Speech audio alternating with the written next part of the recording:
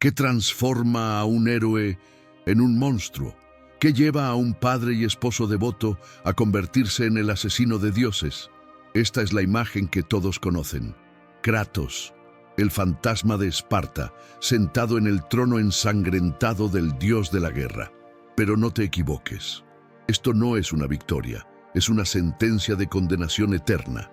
Para entender cómo llegó hasta aquí, necesitas conocer al hombre que fue y la traición divina que se lo arrebató todo.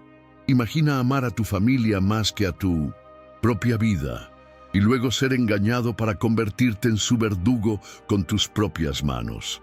En los próximos minutos vamos a desvelar la historia prohibida que el Olimpo intentó borrar. El viaje de un hombre que, alimentado por un dolor que ningún mortal debería soportar, escaló los cielos para arrancar su venganza de la carne de los propios dioses. La verdadera historia comienza ahora. Si esta promesa ya ha hecho que se te erice la piel, demuestra tu fuerza con un like para que sepamos que estás listo para lo que viene. Esta saga es compleja y cada detalle importa, así que suscríbete al canal y activa la campanita, porque esta es solo la primera parte de un viaje épico. Y desde ya, lanzo la pregunta que guiará nuestra historia. ¿La tragedia de Kratos fue obra de los dioses o una consecuencia inevitable de su propia furia? Deja tu primera impresión en los comentarios. Una última advertencia. La guerra que Kratos libra tiene raíces profundas en la arrogancia divina. Para entender completamente el poder y la petulancia de los dioses a los que se enfrenta, es esencial que veas nuestro video sobre la titanomaquia, la guerra original por el poder.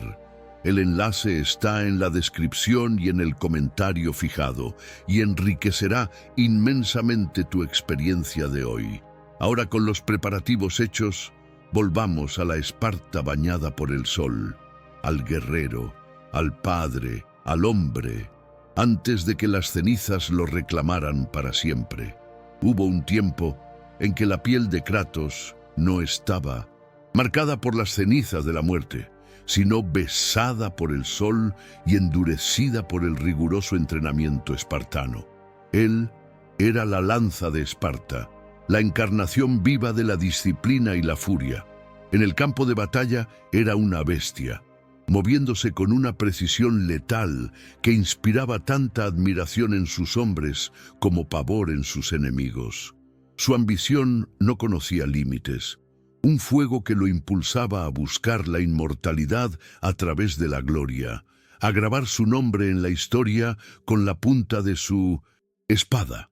Liderando a menos de 50 hombres, conquistó la fortaleza de Troya, no con un caballo de madera, sino con pura audacia y ferocidad.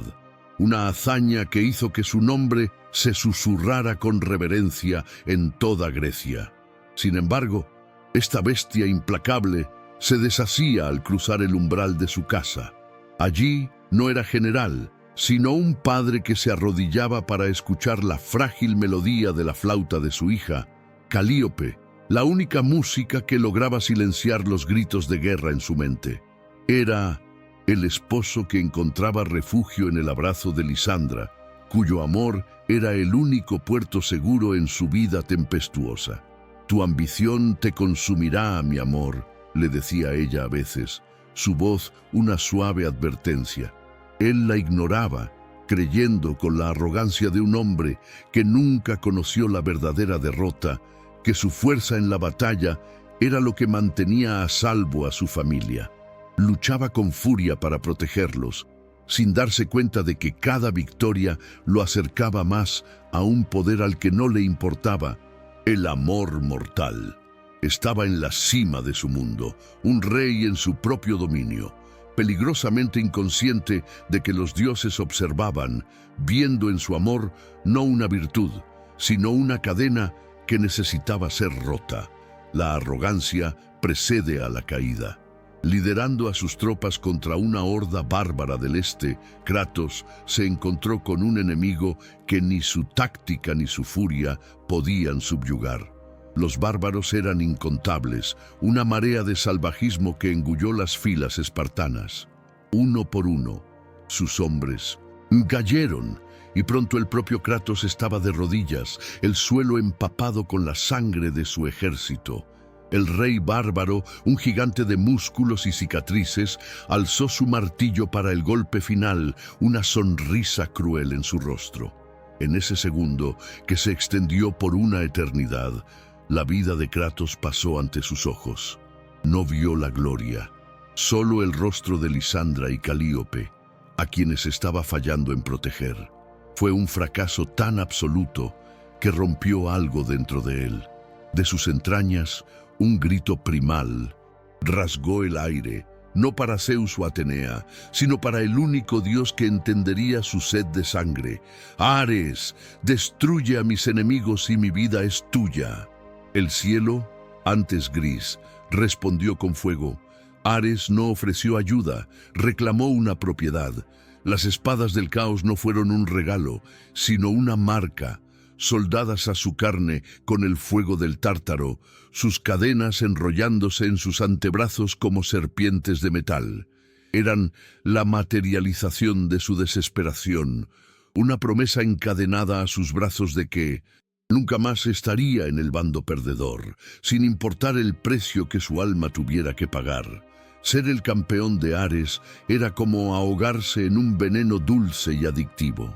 El poder que ahora fluía por Kratos era embriagador, una tormenta constante bajo su piel, una promesa de que nunca más sentiría la debilidad de aquel campo de batalla. Se convirtió en un espectro de la voluntad del dios de la guerra, una extensión de su furia divina. Las órdenes llegaban y Kratos obedecía sin cuestionar.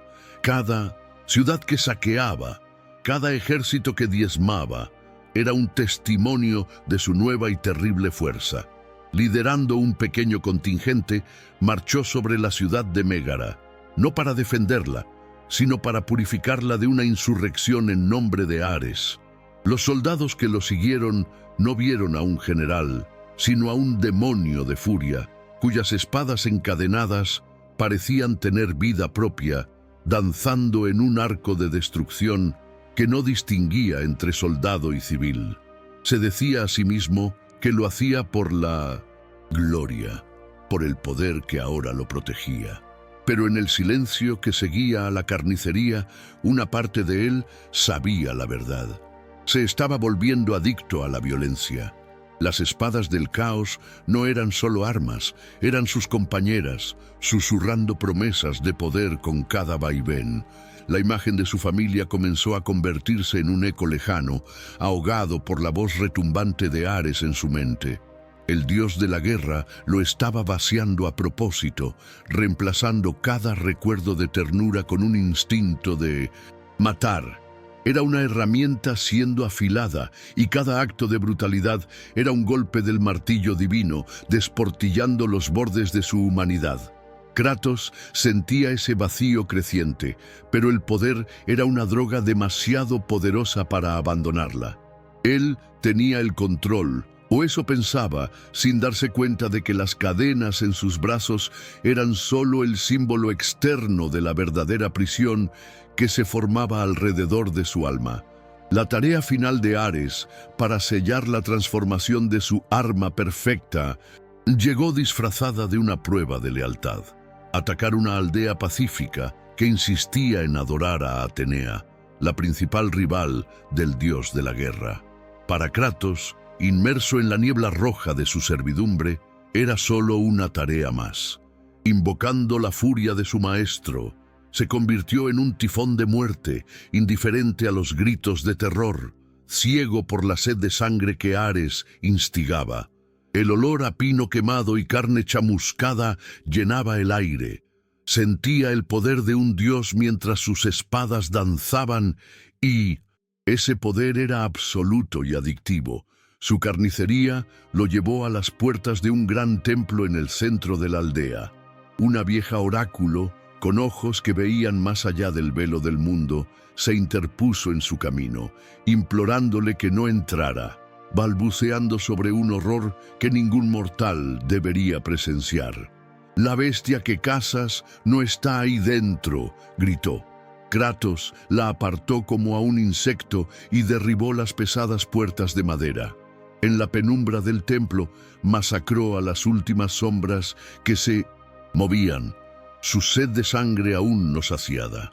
Entonces el silencio, un silencio ensordecedor, roto solo por el crepitar de las llamas que comenzaban a iluminar el interior. Y en la luz parpadeante vio, primero, una pequeña flauta de madera en el suelo, idéntica a la de su hija. Después, un collar de cuentas de cristal, el mismo que le había regalado a Lisandra. La confusión dio paso a un horror tan vasto y frío que congeló su alma. Yacían sobre el altar, en un charco de su propia sangre, derramada por las manos de él, su esposa y su hija. Ares, en su crueldad infinita, las había transportado allí. El grito que se quedó atrapado en la garganta de Kratos fue el sonido de un universo rompiéndose. El dolor de Kratos fue tan cataclísmico que los propios cielos parecieron retroceder conmocionados. Por un momento se quedó catatónico, su cerebro negándose a procesar lo que sus ojos veían. Fue un duelo tan profundo que se transformó en una ira blanca, incandescente, una furia tan pura que hizo que todo su servicio a Ares pareciera un juego de niños. Fue entonces cuando el dios apareció, no en su forma de guerra, sino como una figura sombría, su voz goteando satisfacción. «Ahora eres libre», dijo Ares, «libre de tus lazos mortales. Ahora te convertirás en el guerrero perfecto, mi mayor campeón». En ese instante, Kratos atacó, pero sus espadas, antes tan letales, atravesaron inofensivamente al dios. Era menos que un insecto para su amo. Fue la humillación final. Mientras el templo ardía, a su alrededor, la oráculo moribunda usó su último aliento para lanzar una maldición, un acto final de justicia poética. «Que el mundo vea al monstruo que eres, Siseo, que cargues con el peso de tu hazaña por toda la eternidad». El viento cambió de dirección y las cenizas de su esposa e hija se levantaron del suelo en un vórtice fantasmal. No se dispersaron, lo envolvieron, aferrándose a su piel con una fuerza sobrenatural, fusionándose con él en un dolor insoportable que era tanto físico como espiritual. Sintió su piel quemarse y transformarse, absorbiendo la prueba de su pecado. Cuando terminó, su carne, antes bronceada, era blanca como los huesos de los muertos. Se convirtió en el fantasma de Esparta. La marca no era solo un castigo, era su nuevo propósito. Hizo una promesa febril en el silencio de su alma destrozada. Ares pagaría. No solo mataría al dios de la guerra, lo haría sufrir. 10 años, 3.652 días. Y cada noche traía la misma pesadilla. No era solo un recuerdo, era una prisión. Estaba de vuelta en el templo, las pesadas espadas en sus manos, los ojos de su hija, Calíope, abiertos de par en par por el terror, la pregunta silenciosa en su rostro antes de que la oscuridad la reclamara. Gritaba hasta quedarse ronco, pero siempre despertaba en el mismo silencio, con la piel fría cubierta de sudor.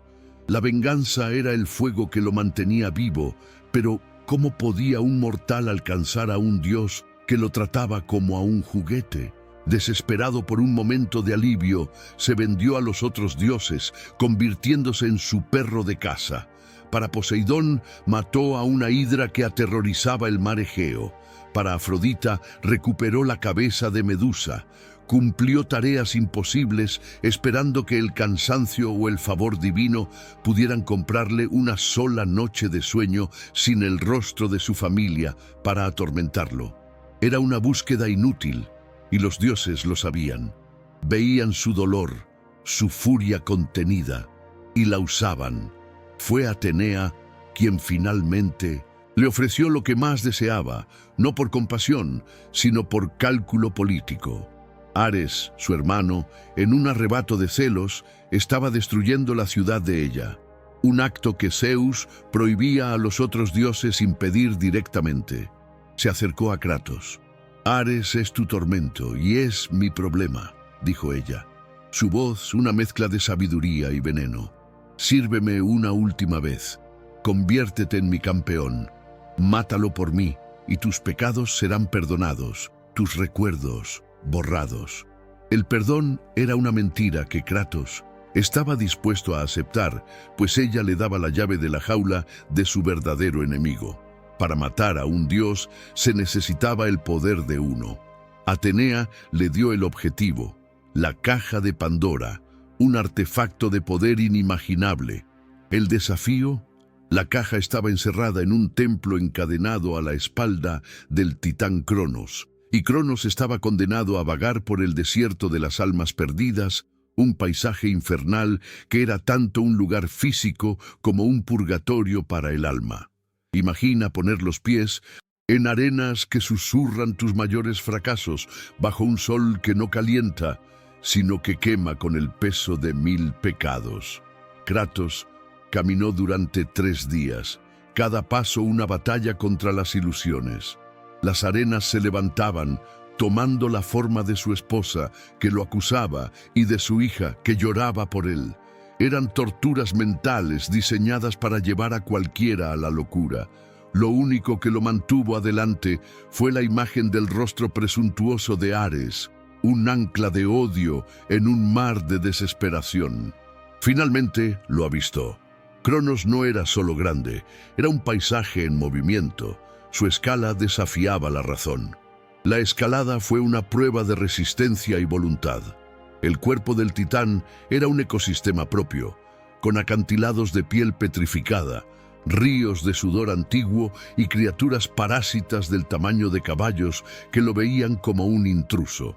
Tuvo que esquivar manos titánicas que intentaban aplastar a los parásitos en su espalda, casi llevándoselo con ellos. Durante días escaló, impulsado por una determinación tan titánica como la criatura que escalaba. Un mortal insignificante, desafiando el castigo de Zeus con pura fuerza de voluntad. Al alcanzar la cima, encontró el templo, una estructura colosal encadenada como el corazón de una bestia cautiva. La puerta se abrió, una invitación a un infierno aún más ingenioso. Si el desierto fue una prueba para el alma, el templo de Pandora fue una trituradora de carne para el cuerpo y la mente.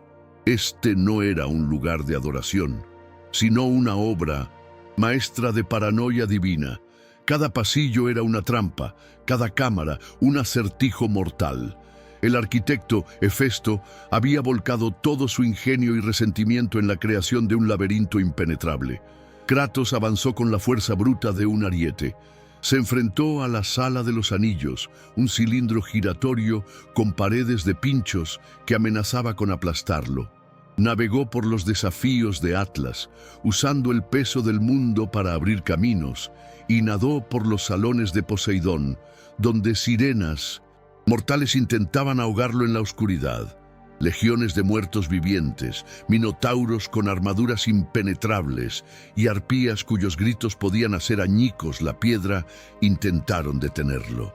En un momento, exhausto y sangrando, casi sucumbió. Apoyado en una pared, la imagen de su familia lo asaltó, no como una pesadilla, sino como un recuerdo gentil. Por un segundo, deseó unirse a ellas. Entonces, la visión fue reemplazada por el rostro burlón de Ares, y el odio lo incendió de nuevo. Esa furia era su combustible. Sacrificó enemigos en altares de sangre para abrir puertas, usó sus cabezas como llaves y rompió cada obstáculo que el templo le puso en el camino. Finalmente, después de días de combate implacable, llegó a su corazón palpitante, donde la caja de Pandora lo esperaba, suspendida por cadenas sobre un abismo. Irradiaba un poder que prometía el fin de su tormento y el principio del fin de Ares.